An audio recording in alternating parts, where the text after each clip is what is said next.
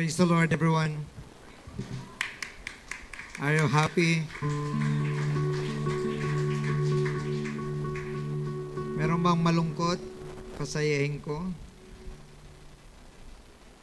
Alam niyo ang Panginoon, minsan magtataka tayo, no? Kahit ako nagtataka ako na bakit gusto ng Diyos na lagi tayo masaya. At inuutos niya, nagsabi niya, rejoice evermore. Pero mahirap mag-rejoice na malungkot Pag may problema ka, parang napakahirap mag-rejoice. Later on, naintindihan natin mga kapatid, that it is your decision kung anong gusto mong mangyari sa buhay mo. Gusto mong maging masaya, pwede talaga. Gusto mo maging malungkot, pwede rin. Gusto mo marami kang problema, pwede din. Gusto mo kunti lang problema mo, pwede din. So dito natin makikita mga kapatid na ang lahat ng bagay ay nasa desisyon po natin. Kaya ngayong umaga, kagaya kanina ang binanggit ni Pastor Rod, kaya sila nandito because kahit na merong mga bagay na po pwedeng maging dahilan na mamahinga ka muna, huwag ka na muna pumunta ng church. Pero, nandito sila. Bakit? Kasi, nagdesisyon sila. Nagdesisyon sila na ano man ang mangyari, ay nasa simbahan tayo. Alam niyo mga kapatid, that would be one of the best attitude na meron tayo. That whatever happens, we will choose the right and the best decision. Ang buhay po natin ay epekto ng ating mga desisyon. Kung anong buhay mo ngayon, binabanggit ko nga lagi, ay epekto yan na ginawa mo kahapon. Or nung isang araw, nung isang linggo, nung isang buwan, ilang taon na nakalipas. Kaya sa umagang ito mga kapatid, I wish that we could make a good decision this morning, and we are of course so happy na kasama natin ang ating mga bisita ngayon sa ating dito sa church. Meron po tayong 8 bisita. Praise the Lord. Binabati po natin si Sister Lizelle Ann Kapalaran mula po sa Montalban. Bisita ni Brother Louis G. Sister Michelle Tangunan mula sa Bulacan. Bisita ni Sister Abigail. Galing pa to Bulacan Sister Juliana Duzon and Sister Ofidol Banyadera mula naman sa Batasan, Quezon City. Bisita ni Sister Nicole. Akala ko isa lang. Sister Nicole, Sister Juliana, and bisita naman ni Sister Dayan, si Sister of Kyofidol? Kyofidal. Parang sakit sa ulo. Parang gamot sa sakit ng ulo, Siguro makatanggal talaga ng sakit ng ulo. Sister Rebecca Lubaton mula sa San Mateo and Sister Charlita Santerva mula sa Blumentritt. Mga bisita ni Sister Beth. Brother Gabriel Jake Pandong mula po sa Taguig, bisita ni Brother Mark. Praise the Lord. And Brother Raven Rugel mula naman po sa Marikina, bisita ni Brother Zed. Praise the Lord. And of course, binabati po natin ang mga bisita natin online. Puro bisita ito ni Sister Emilyn. Hindi na ba kayo nag-invite online? Anyway, binabati po natin dyan sa Isabela, si Sister Rochelle Salas, Brother Williard Laginday Sr., Sister Jane Bacani, and Brother Domingo Ganaban. Ayun, siyempre binabati rin natin ang mga nanonood sa Isabela, lalong-lalo na dyan po sa Santo Tomas. Praise the Lord. And binabati rin po natin ang mga bisita natin mula sa Bulacan pa rin, Brother Leonard. Ito po yung online, so wala sila rito. Brother Leonard Sibal, Sister Gemma. Sister Gemma Baguno, hindi Bulacan to. Paano naging Bulacan, Sister? Ah? Iba rin to. Ganun. So, dalawang Gemma Baguno ngayon. Dalawa sila sa online. Mahirap to, ano? Oo, yung isa taga Bulacan, ang isa naman ay taga Isabela. Kasi nanonood din sila ngayon Sister Gemma, si Sister Jane Baguno, yung ating pong chairwoman dyan sa Canyogan Norte. Now, binabati rin po natin mula sa Pampanga, Sister Carol Mataverde. And mula naman sa Hong Kong, Sister Marjorie Tipuso. Kumusta po sa mga taga Hong Kong natin dyan, mga sisters natin? And Sister Jeneline Bautista, Bahrain, mula sa Bahrain. And Brother Hans Macapia, galing naman sa Taiwan. So binabati rin po natin, may mga nanonood po sa atin, galing po sa Spain, Italy, and Mexico. So ngayong umaga mga kapatid, we're so glad we choose to be in the house of God. Praise the Lord. And I tell you, there are many things in the Bible that actually, their future, yung tinatawag nung iba na destiny, was changed because of their decision. And most of us, mga kapatid, maraming mga mababago ang buhay kung mag-decide tayo ngayon ng tamang desisyon. Maraming mga tao ang umabot sa tuktok ng tagumpay na kung tawagin nila. Tagumpay in the sense that in the world they are considered as high and elite. However, mga kapatid, during the time that they are struggling, they made a decision. And hindi exempted, walang exempted sa ganitong struggle. Making the right decision. Walang exempted. Lahat tayo pinapadaan, we are always on the crossroads. The crossroads of life. What is your decision? Going left, going right, going left, or go straight, or go back. So marami kang mga decision sa buhay, sa mga negosyo. Ganun din.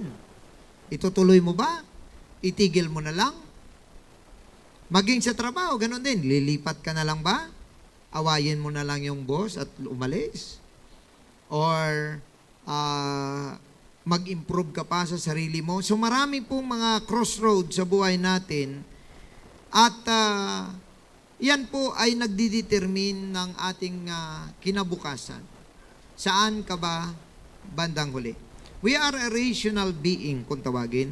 Ibig sabihin, everything that we do is processed in the mind by reason. Kaya tawag sa atin rational being. Rational meaning you can reason out. Now, yan ang pagkakaiba natin sa hayop. Hayop or animals, they decide, they do things by instinct. Instinct. They don't process. No? Hindi nila pinoproseso ang ilan sa mga bagay sa kanilang isip. Although may mga pets na masabi natin napakatalino at nakagawa sila ng mga good decisions. Kahit ang leon, pagka pinag-aralan mo yung leon, bakit, alam niyo, minsan nagtataka ako, bakit tinawag ang leon na king of the jungle? Napakaliit niya. Isang sipa lang siya ng elepante. Palagay ko, kilometro abutin niya. Kahit nguso na lang elepante, ihawakan na lang siya at itapon, pwede. Pero mga kapatid, nakapanood ako ng isang series ng, I don't know kung sa Animal Planet yun or sa Geographic, National Geographic. Pero ang leon pala, sa talino niya, kahit sino, kahit elepante, kahit buffalo, kahit rhinoceros, kaya niya palang pataubin. Oo. Kaya niyang talunin. matindi itong, kaya pala tinawag siyang King of the Jungle kasi once na ang leon pala ang magdesisyon sa'yo, tapos ka talaga. Maghanap ka na ng hukay mo.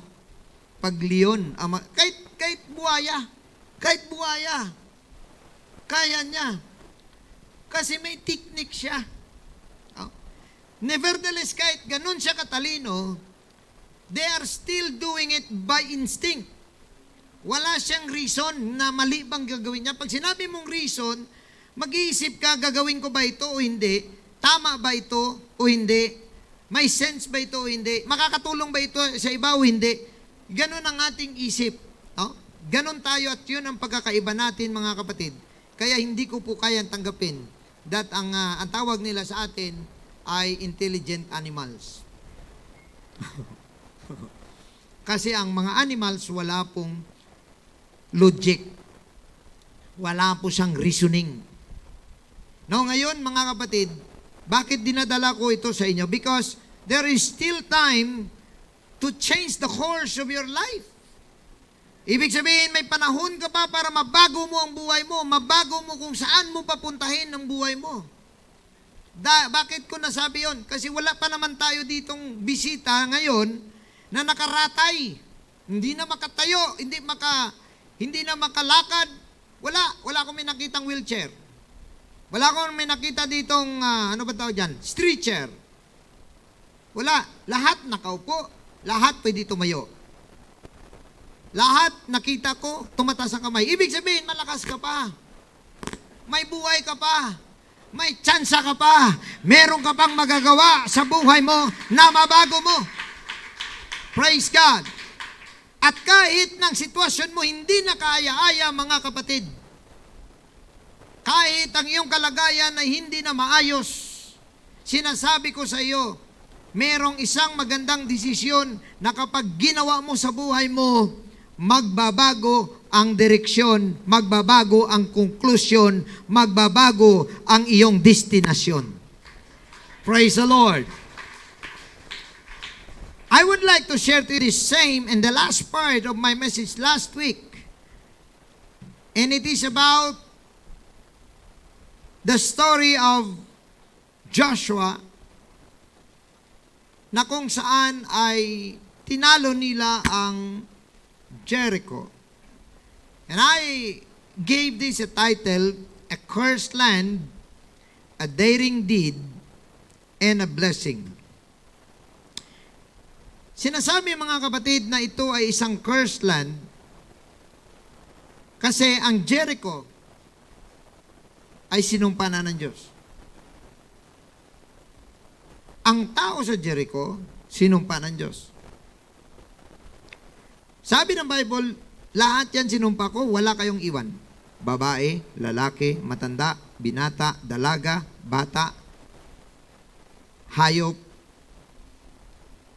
Ang sabi lang ng Diyos na dapat iwan is gold, silver, at saka mga bakal.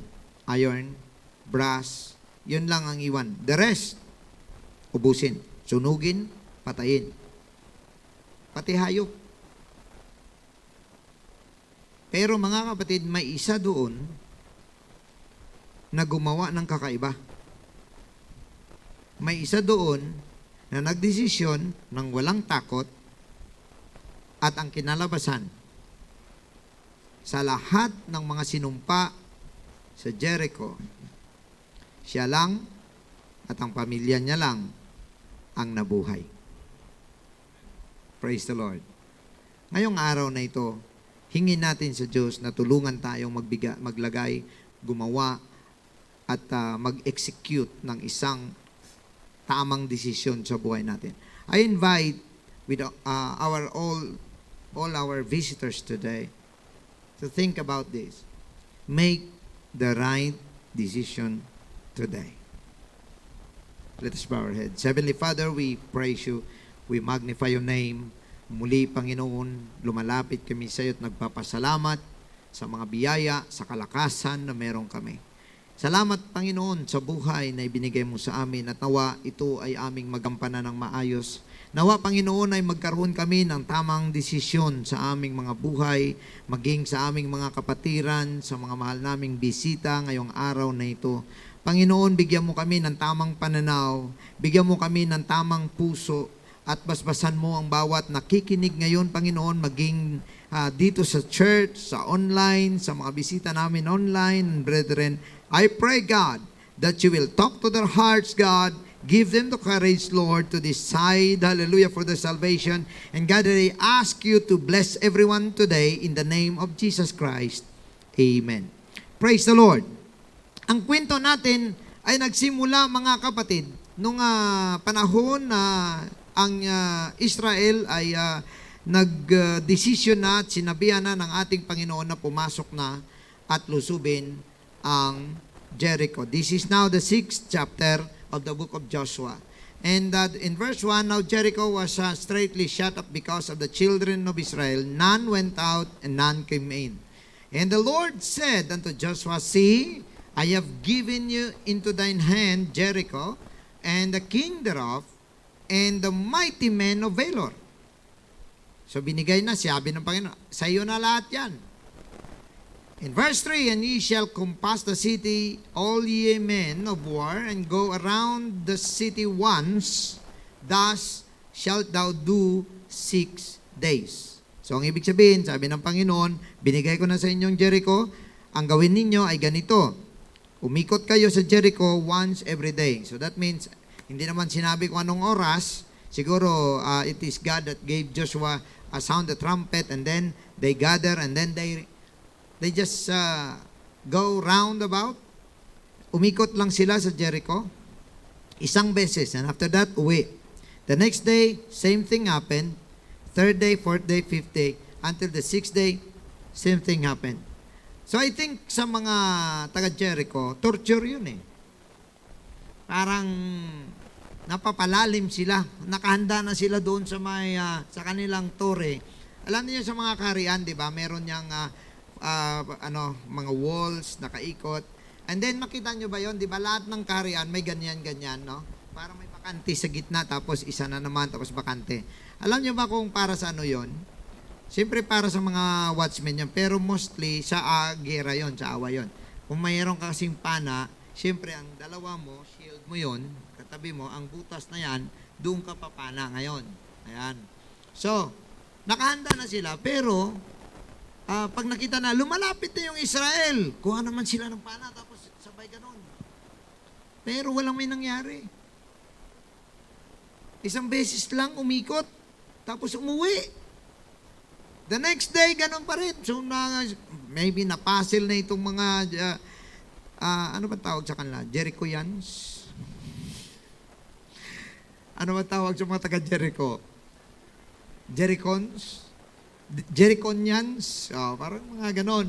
So napasil sila. Pero sabi ng Panginoon, and the 7 priests shall bear before the ark 7 trumpets of ram's horns, and the 7th day ye shall compass the city 7 times, and the priest shall blow with the trumpet. Yan po ang sabi ng Panginoon. Sa pang-7 araw, ikutan ninyo sila ng 7 beses, kasama ang 7 saserdote na may dalang 7 trumpeta ng ram's horns, yung sungay ng lalaking tupa. And the 7th day ye shall compass the city. And the priest shall blow with the trumpets. Matindi, no? Kakaibang gera. Pero itong nangyari. And it shall come to pass, sabi ng Panginoon, that when they make a long blast with the ram's horn, and when ye hear the sound of the trumpet, all the people shall shout with a great shout, and the wall of the city shall fall flat down, and the people shall ascend up every man straight before him. So sabi ng Panginoon, kakaiba ito. Pang-7 ikot, sa pang-7 araw, ang mga saserdote mag-blow ng trumpet at kapag narinig ninyo ang sound ng trumpet, lahat ng tao isisigaw. At kapag sumigaw kayo, ang lahat ng kanyang pader ay matutumba. Kung ating titingnan mga kapatid, bakit hindi na lang yun kaagad ang ginawa? Bakit umikot pa ng 6 na araw? Diba? Kung by logic, matutumba lang naman ang pader sa sigaw, hindi dapat sa first day na lang, sumigaw na lang lahat. At sabihin na lang ng mga tao, hindi, wag na tayong umikot. Paikutan lang natin sila, wag na tayong umikot. Paikutan natin sila tapos sumigaw tayo, tumba na lahat. Unfortunately, mga kapatid, hindi sa blow, hindi doon sa trumpet, hindi sa sigaw nila natumba ang pader. Alam niyo kung paano natumba ang pader ng Jericho? Napakalapad niya, napaka-thick, pero natumba ang wall of Jericho because of their obedience. Kung hindi nila sinunod ang sinabi ng Diyos, no way na ang wall ng Jericho ay matumba. Kung wari sinabi ng Diyos 6 days, pero 5 lang dahil napagod na. Diba? Sabi ko nga nung last week, pwede sila magreklamo. Ano ba ito? Parang overacting naman tayo. Iikot ka ng iikot, tapos wala namang may nangyari. Pero mga kapatid, what is tested on that day is obedience. Yung sigaw na yon, part pa rin ng gusto ng Diyos kung hanggang saan ka magtiwala sa Diyos, hanggang saan ka manakilalanin mo ang salita ng Diyos. Ang nangyari mga kapatid, kung meron doon na hindi nila sinunod ang Diyos, hindi natumba ang wall of Jericho. Kaya mga kapatid, sinasabi ko sa inyo, hindi sa kagalingan mo at hindi sa ginawa mo, kaya magkaroon ka ng solusyon sa problema mo. There are times na may mga bagay na mabigyan ng solusyon by mere obedience to the Word of God. Ang sinasabi ng ating Panginoon, kung kayo ay magiging faithful, kung kayo ay magiging ikangay obedient sa salita ng Diyos, then you will eat the good of the land. You will conquer your neighbors, and you will have, kung sabi nga ng Panginoon, kung anong makita mo, that's your border. Alam niyo nung pinakyat ng Panginoon si Abraham sa isang bundok, it was on the top of the mountain. And so because you are on the top of the mountain, the view is so far, it's so wide, napakalawak ng iyong pananaw, pero sabi ng Panginoon, hanggang sa maabot ng iyong mata, bigay ko sa iyo. Praise God. But that is not so easy to tell. It's not so easy to do it. It's not easy done sa buhay ni Abraham at saka ng Israel, lalo na sa Israel. Ang sabi ng Panginoon, nandun pa lang sila sa Egypt, your border shall be in Euphrates, and then down in the Nile, down in this Mediterranean, the side of Mediterranean Sea, and to the other side of the sea. Kalahin mo yun, ganun kalawak. Unfortunately, hindi yon sa silver platter. Hindi nilagay ng Diyos at diniliver sa harap nila. Hati-hatiin nyo na. Nilagyan ko ng bakod, may mga border na tayo dyan. Inyo na yan. Hindi ginawa ng Diyos. Ang sabi ng Diyos, lumaban kayo. Gawin nyo. Kaya ang buhay natin, mga kapatid, hindi uobra kung wala tayong gagawin. Young men and women, you have to choose. You have to make the right decision in your life. If you want to be happy, if you want to be successful, make the right choice and decision. Now ngayon mga kapatid, itong nangyari na ito, hindi na natumba, pero dito ako mag-dwell dahil na-discuss ko na sa inyo the first part. But I would like you to give an attention to this. And the city shall be accursed. Even it and all that are therein. Nakita ninyo? sumpain ninyo ang lugar, lahat ng nandun, to the Lord. Pero ito, only Rahab, the harlot. Kailangan banggitin ng harlot, no? Pwede namang Rahab na lang, di ba? Kailangan ba talaga naka-fix, nakadikit yung titulo? Napakasamang titulo. Alam niyo ba kung anong harlot? Prostitute, di ba? Ang daming tawag sa prostitute. Sa Tagalog, pukpuk. Hindi ko alam bakit pukpuk. Sa mga Ilonggo, pampam. Pwede rin. Pampam. Minsan may mga tawag pa dyan na agugo dancer. Oh. Sa English, may tawag din niya na isa, whore. Ang daming tawag, hindi ko nga maintindihan kung ano ba talaga. Pero ang ibig sabihin ng harlot, isang babae na ang kanyang negosyo, ang kanyang katawan. At nung unang panahon, isa sa pinakamasamang babae, ang ganitong klase. Sinusumpa, in fact, binabato pa to pag napatunayan. Siyempre, ang harlot yan, nagtatago lang yan eh. Pero kapag nakita ng harapan, kagaya ng nangyari kay Mary Magdalene, patay. Lahat may bit-bit na bato eh, humahabol. Buti na lang nakasalubong niyang Panginoon. Kung hindi, si Mary Magdalene, patay. Ngayon, nung nakaharap niya ang Panginoon, sabi ng Panginoon, anong nangyari sa iyo? Sabi niya, hinahabol ako ng mga tao. Sabi ng mga tao, ayan, dito natin ngayon mapatunayan kung ikaw nga ay galing sa Diyos. Ang babae na yan, nahuli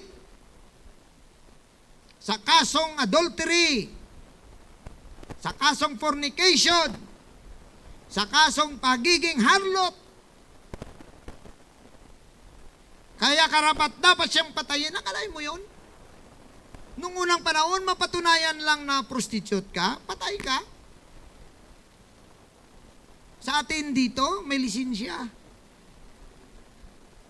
Sa Singapore, may card.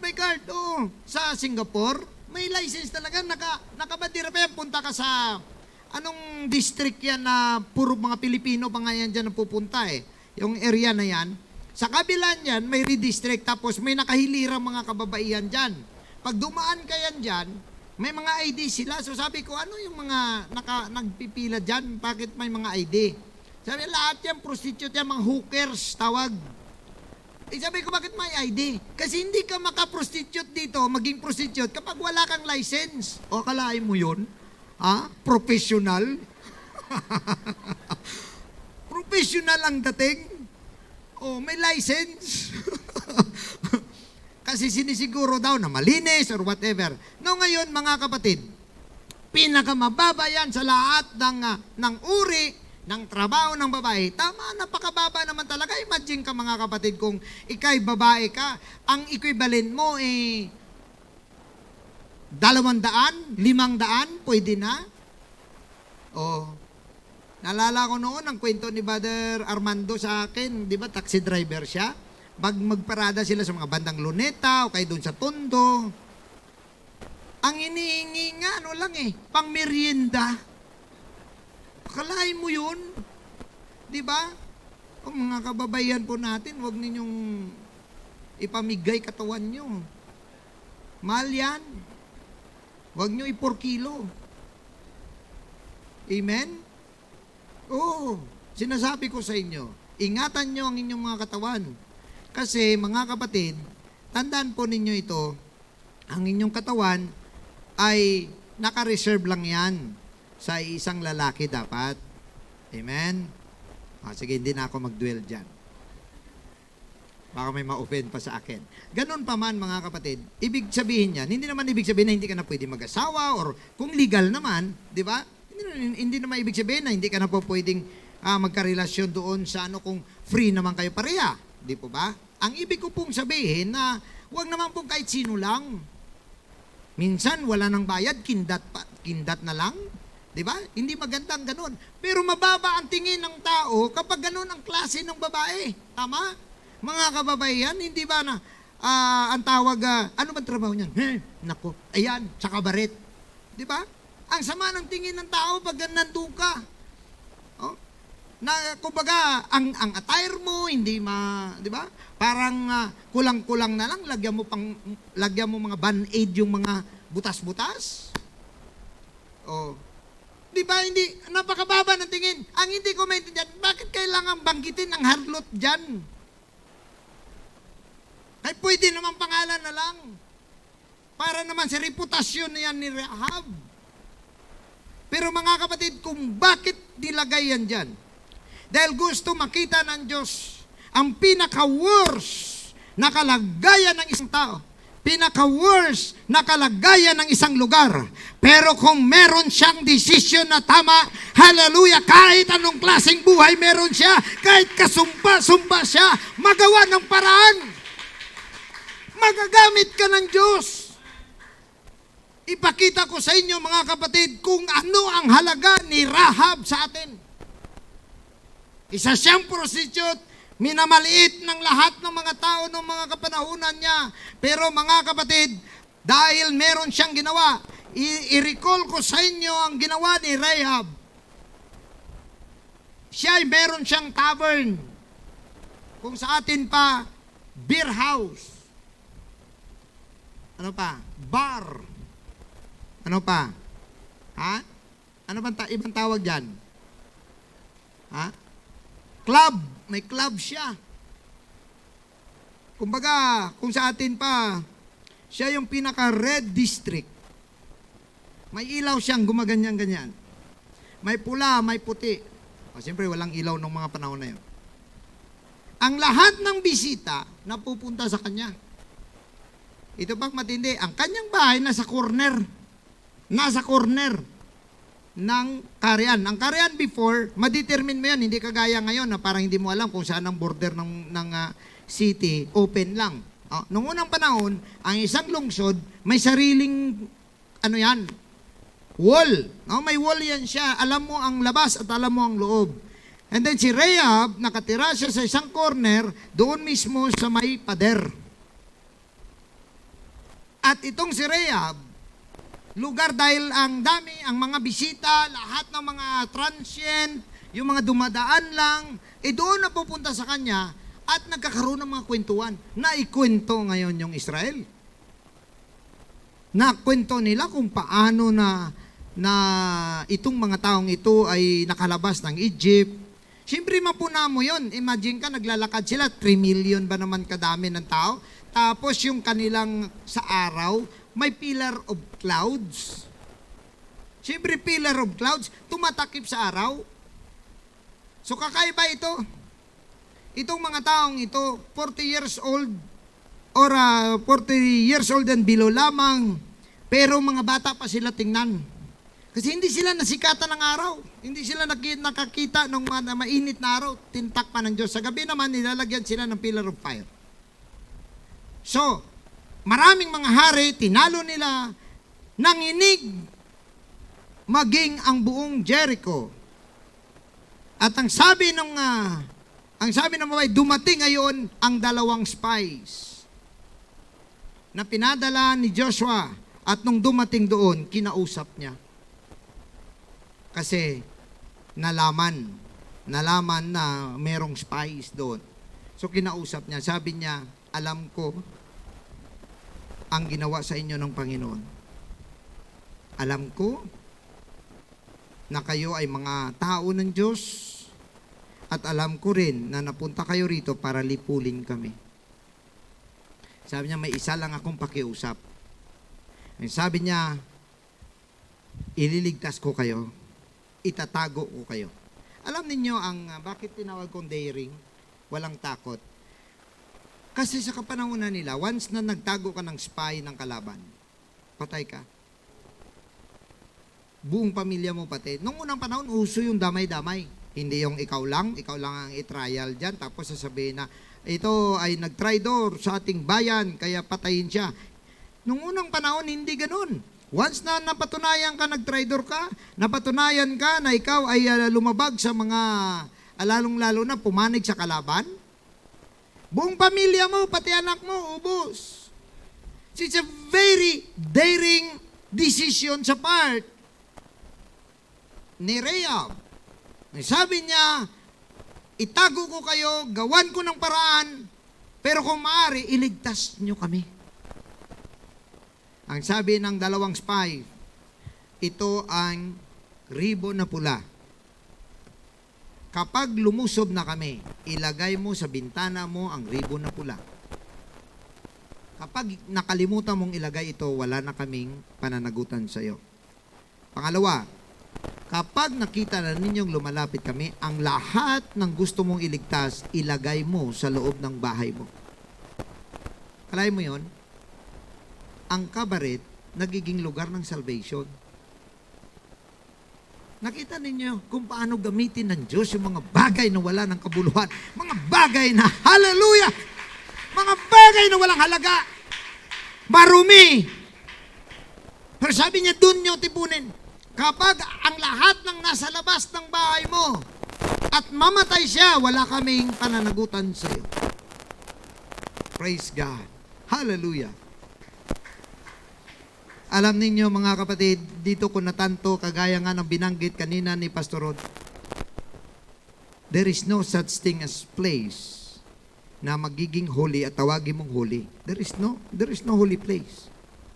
The place become holy if there is the presence of God there.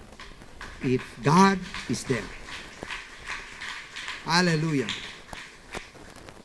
Itong lugar na ito, pwede ito maging ordinaryong lugar, hindi na banal. But once the people of God will gather in this place and then they feel the presence of God and the Holy Ghost is falling down from heaven, pumapasok sa bawat puso, mga kapatid, this place is a holy ground. Hindi ito, hallelujah, wala sa rumi, wala sa laki, wala sa ganda, mga kapatid. It is all about the presence of God. It's all about the Spirit of God.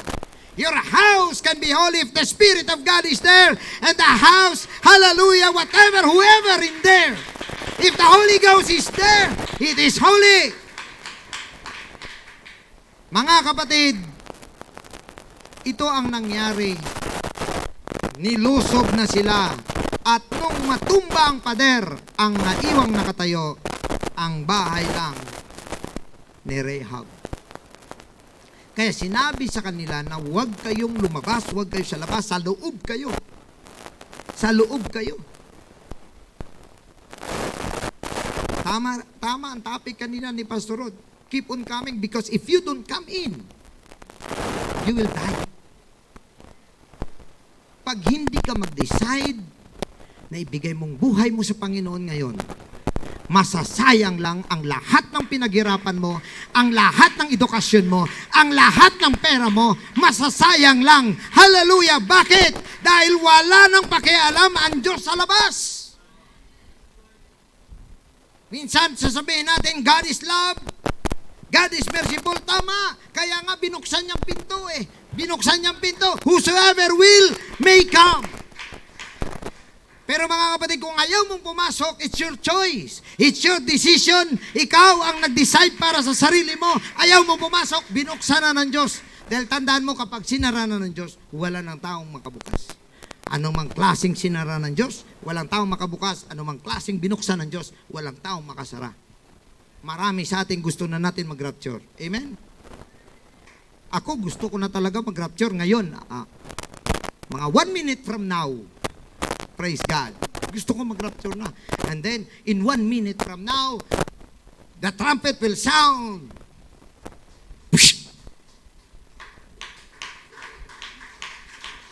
Lahat ito, maiwan kasi hindi makapasa sa langit.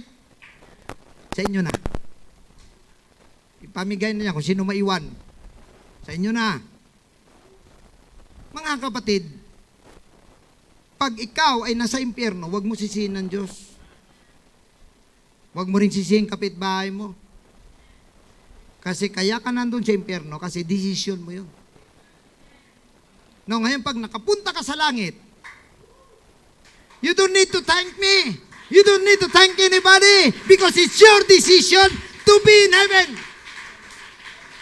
Decision mo yun. Kaya mga kapatid, alam nyo kung anong nangyaring sabi nga rito ng ating Panginoon, only Rahab, the harlot, shall live. Bakit siya, mga kapatid, binuhay? Dahil lamang doon sa kanyang desisyon na pumanig sa Diyos sa huling pagkakataon. It's just only but days that matters. It's just only days. And thing happened, mga kapatid, it's just only for a few weeks. Kasi tinago niya pa, in-instructionan niya pa. Gumawa pa siya ng malaking basket at binaba yung dalawang spies at sabi niya, doon kayo pumunta sa may mga puno. Huwag muna kayong umalis ng 3 araw kasi after 3 days, babalik yung mga maganap na hindi kayo makita and then saka kayo umuwi. So it took them maybe 10 days or another month.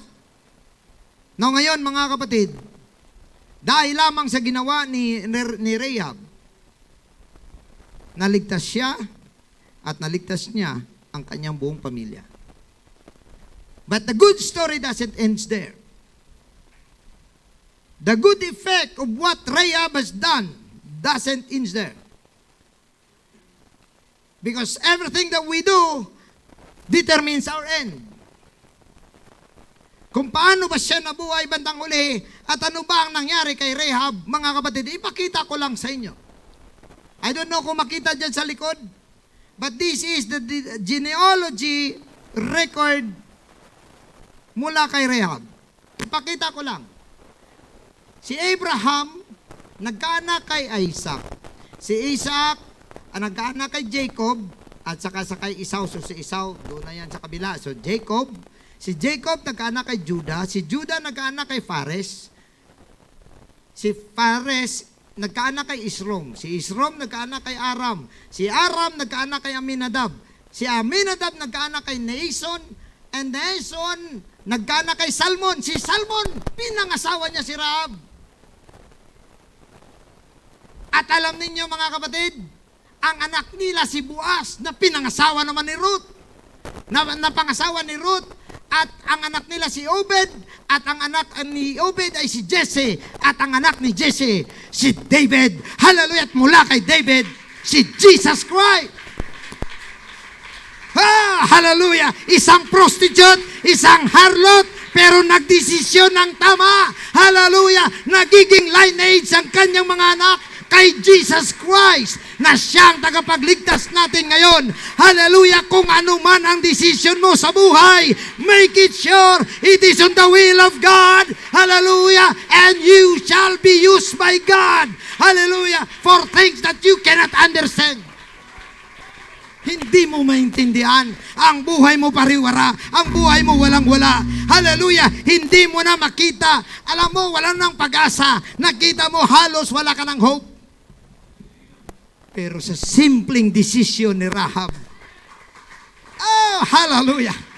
Sa simpleng desisyon ni Rahab, siya pala, imagine ka mga kapatid, dalawang mga babaeng wala na halos pag-asa. Si Ruth, isang babaeng Moabite. Pero, kita ninyo, balo. Wala na ring pag-asa dahil wala na ring anak yung kanyang manugang. Pero mga kapatid, nagdesisyon sila pareha. Sabi ni Naomi kay Ruth, wala na akong anak, matanda na ako. Wala ka nang hihintayin para mapangasawa mo. Umuwi ka. Sabi ni Ruth, Mother Naomi, hindi ko magagawa ang sinasabi mo. Dahil ngayon, nagdesisyon ako. Your people shall be my people. Your God shall be my God. Hallelujah! I will live there. I will go with you. Oh, hallelujah! Dahil sa kanya, ipinanganak si Obed, ipinanganak si Jesse, ipinanganak si David. Hallelujah! Si King David na naging hari ng Israel. At mula kay King David, bumaba hanggang kay Jesus Christ. Wow! Hallelujah! You just don't know kung paano at saan naaabot ang desisyon mo ngayon sa buhay mo. Kung babaguhin mo ang buhay mo, kung babaguhin mo ang direksyon ng buhay mo ngayon. Hallelujah! Hindi natin alam kung saan ka aabot. Hindi natin alam kung saan ka tatalhin ng Diyos. Pero may planong mabuti ang Panginoon sa buhay mo. May plano siya sa aming mga mahal na bisita. Hallelujah! Maaring ang buhay ninyo bagsak na. Maaring ang buhay ninyo wala ng halaga. Maaring ang inyong kalagayan ay wala ng pag-asa. Hallelujah! May isa ka pang magagawa. Hallelujah! Make the right decision today. Decide to serve the Lord. Decide to give your heart to God. Decide to give your life to Jesus Christ. God will do the rest. Hallelujah! Hallelujah! Make the right decision to receive the Holy Ghost today. Make the right decision to be used by God today. Hallelujah! Nothing is impossible with God. Wow! Hallelujah! God can... Listen to this. Listen to this.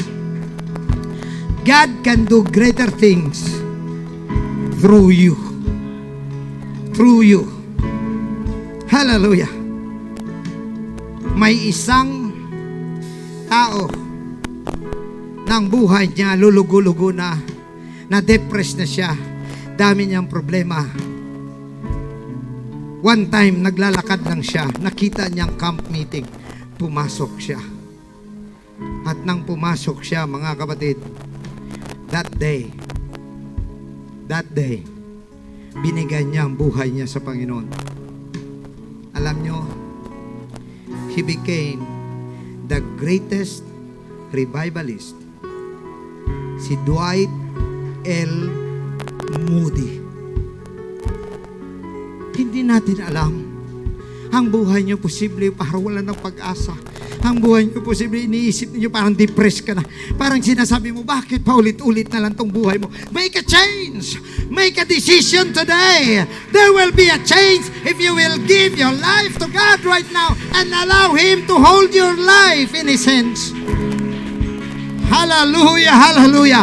Why don't we come to Jesus right now? Why don't we come and bless Him right now? Hallelujah. Tandaan ninyo mga kapatid, that will make you righteous today. Whatever, or kung ano man ang decision mo, sumunod ka man sa Panginoon. Hallelujah. God can make a way for you.